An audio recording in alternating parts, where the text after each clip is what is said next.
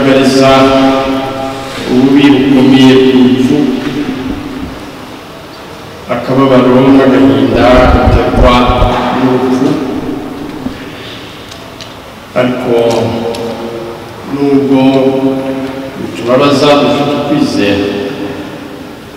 ukwizera nabyo dukomeza kudaheranwa n'agahinda, cyane cyane ko n'aba babyeyi n'abavandimwe bagiye babifuza ko tudakomeza guheranwa n'agahinda, ahubwo ko dukomeza ubuzima, ikivi aho bari bakigereje tukagikomeza kugira ngo dukomeze kwiyubaka, ari byo bibahesha icyubahiro, kandi nabo aho bari muri Nyagasani bibashimisha.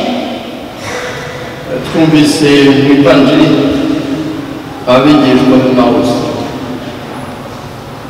b'Emawusi bakoze urugendo bava mu cyunamo batangira kubaka, bibuka bari mu cyunamo, barangiza bafite ukwizera n'imbaraga, ndetse bajya gukomeza abandi. Ni abantu bari barasize byose bakurikira Yesu Kristo, bamubona mu rukiro, bumva barasubijwe, babona ari umuntu ukomeye, ibitangaza yakoraga, inyigisho yatangaga z'umwe, ariko apfuye bariheba. Iyo ubuzima bugenda neza, usanga abantu bashimira Imana, bayisingiza, ariko ububabare n'urupfu byaza,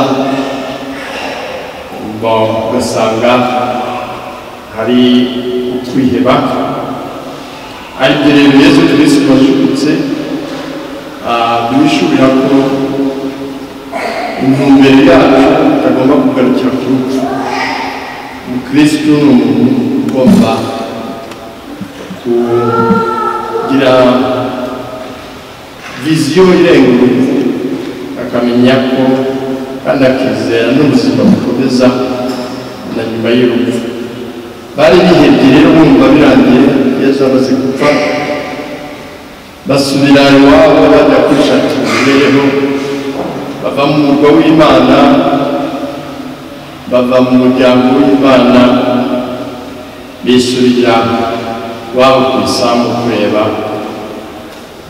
icyo bakora ngo birwanire. Bagendaga bagajya, ariko Yesu arabakurikira. Yesu wazutse arabakurikira, agendana nabo, babona ari umugenzi, ndetse usa naho ari umunyamahanga, ubabaza ibyo barimo kuvuga bati se uwaheye, wowe utazi igiherutse kuba i Yerusalemu. Yesu atangira kubaganiriza, abahishurira ukuntu ibyanditswe bitagatifu byari byarahanuwe ko Kristo yagombaga gupfa akazuka. Uko yabaganirizaga, ijambo rye ryagendaga ribari mu mutima, ribaha kwizera. Iyo twibuka usanga hari abavandimwe bahungabana, bahahamuka, ntabwo umuntu bamutera urushinge cyangwa ngo bamwukire, ahemburwa n'ijambo rimuha kwizera, rigenda rimukomeza, rimwubaka.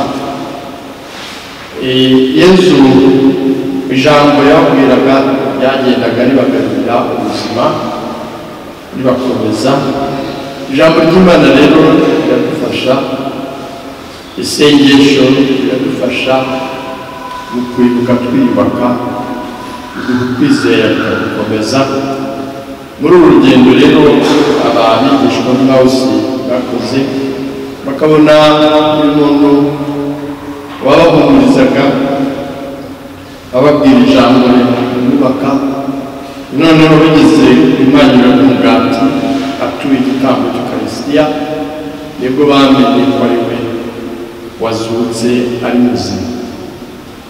ubwo bava mu cyunamo bahagurukira gusubira i Yerusalemu iryo joro kugira ngo bajye no gukomeza abandi.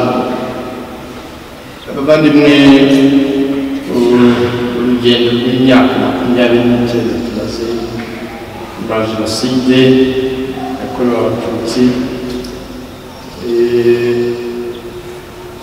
n'urugendo rw'abigishwa b'Emawusi.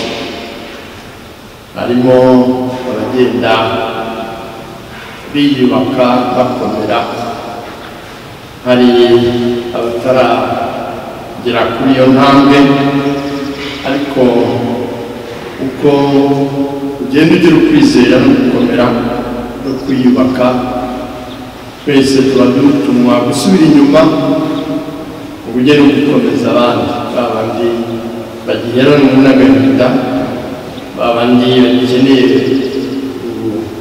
guhabwa kwizera n'imbaraga kugira ngo nabo babyuke bakomeze urugendo rw'ubuzima turangamiye Kristo wazutse akadutsindira urupfu.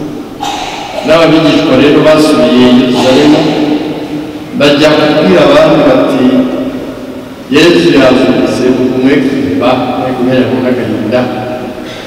Yesu yaje, twakoranye nabo urugendo rw'ugukomeza n'abo babyeyi bavandimwe n'inshuti bibuka nicyo baba badusabira Imana, ni ukuvuga ibuzimu tukakibura, kwiyubaka gukomeza kunga ubumwe n'ubuvandimwe, kubaka umuryango wunze ubumwe n'ubuvandimwe kugira ngo viziyo yacu irenge urupfu.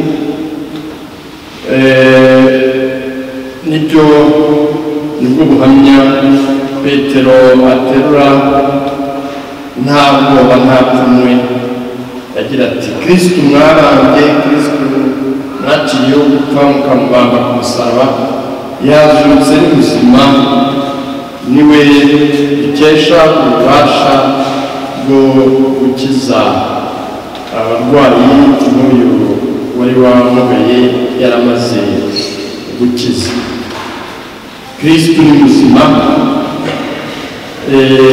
ntabwo akiri ku musaraba. Ubu bamenye Kristo, bamenye urukundo rw'Imana, aribyo ahamya ati nta wundi ufite umucyo utari Kristo. Natwe rero muri byo dukomeza n'ababyeyi bavandimwe n'inshuti icyo batwifuriza kandi badusabira ko dufite ukwizera ko bakomeza kubaho muri Nyagasani. Niyo mpamvu tubibuka tukagira n'icyo tubakorera, turakomeza kubana nabo duhujwe na Kristo wazutse, ariwe basanga bahuye muri ubuzima. N'intasho yacu tubashyikiriza tubibuka, tukayikesha kuri Kristo we uri kumwe nabo kandi umuhuza nabo. Nyagasani Yesu nabane namwe.